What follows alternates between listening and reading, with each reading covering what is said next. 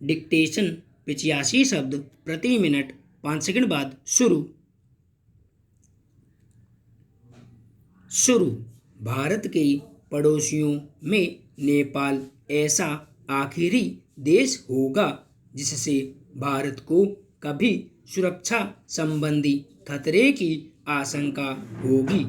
ऐसा इसलिए क्योंकि भारत नेपाल के संबंध खास माने जाते हैं।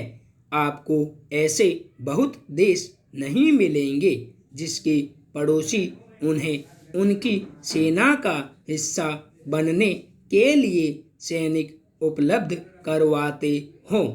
भारतीय सेना में 38 इन्फेंट्री यूनिट्स नेपाल के मशहूर गोरखाओं की हैं।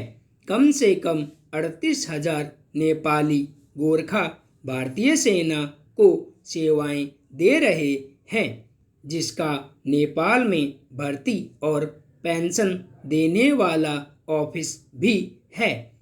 जम्मू कश्मीर में सीमा पर गोरखा सैनिक अब भी बलिदान देते हैं। भारत नेपाल शांति तथा मैत्री संधि 1950 ने संबंधों का आधार तैयार किया था। संधि के प्रावधानों के तहत नेपाली नागरिकों ने भारत में भारतीय नागरिकों जैसी सुविधाओं और अवसरों का लाभ उठाया। करीब 60 लाख नेपाली नागरिक भारत में रहते और काम करते हैं। तो यह खास संबंध खराब कैसे हुए? इसके पीछे 2 कारण थे। पहला, नेपाली राजनेताओं की नेपाल के रणनीतिक हितों पर ज़्यादा नियंत्रण पाने की महत्वाकांक्षा, जो उन्हें लगता है कि भारतीय हितों के अधीन है। दूसरा, नेपाल के चीन के साथ संबंध। 2 एशियाई शक्तियों के बीच स्थित नेपाल ने दोनों देशों से भरपूर लाभ उठाने में अपनी भू-रणनीतिक स्थिति का फायदा उठाया। खास तौर पर 1975 के बाद से, जब भारत ने नेपाल के पड़ोसी राज्य सिक्किम को अपना हिस्सा बना लिया।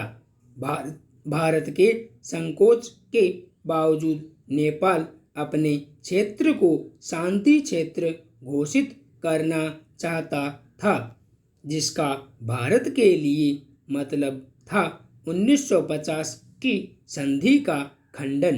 नेपाल लगातार इस प्रस्ताव को अंतर्राष्ट्रीय मंचों पर उठाता रहा और 1990 तक उसे पाकिस्तान और चीन समेत 112 देशों का समर्थन मिल गया था। रणनीतिक रूप से भारत के लिए शांतिपूर्ण नेपाल का मतलब चीन के साथ लंबे और महत्वपूर्ण हिमालयी सीमांत का बाकी की भारत चीन सीमा के तनाव की तुलना में स्थिर रहना रहा है।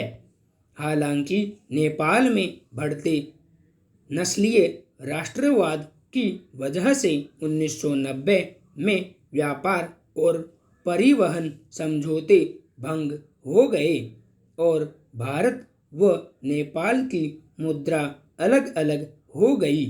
इसने भारत को मजबूर कर दिया कि वह नेपाल के लिए कोलकाता बंदरगाह की सेवाएं बंद कर दे, जिससे नेपाल की जीडीपी 1988 के 9.5% के आंकड़े से गिरकर 1.5% पर आ गई।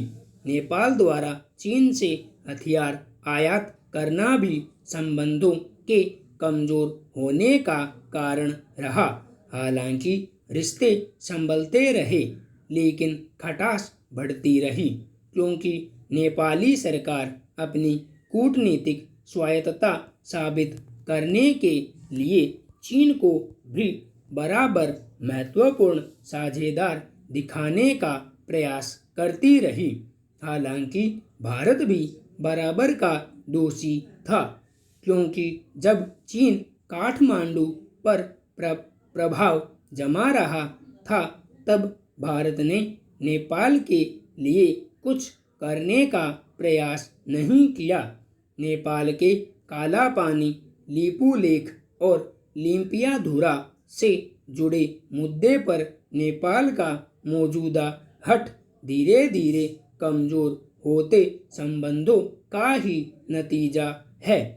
18 सितंबर 2015 को नेपाल ने नया संविधान अपनाया, जिसमें भारत समेत बड़ी संख्या में नेपालियों को लगा कि इसमें नेपाल में रहने वाले भारतीय मूल के मधेशियों का ध्यान नहीं रखा गया।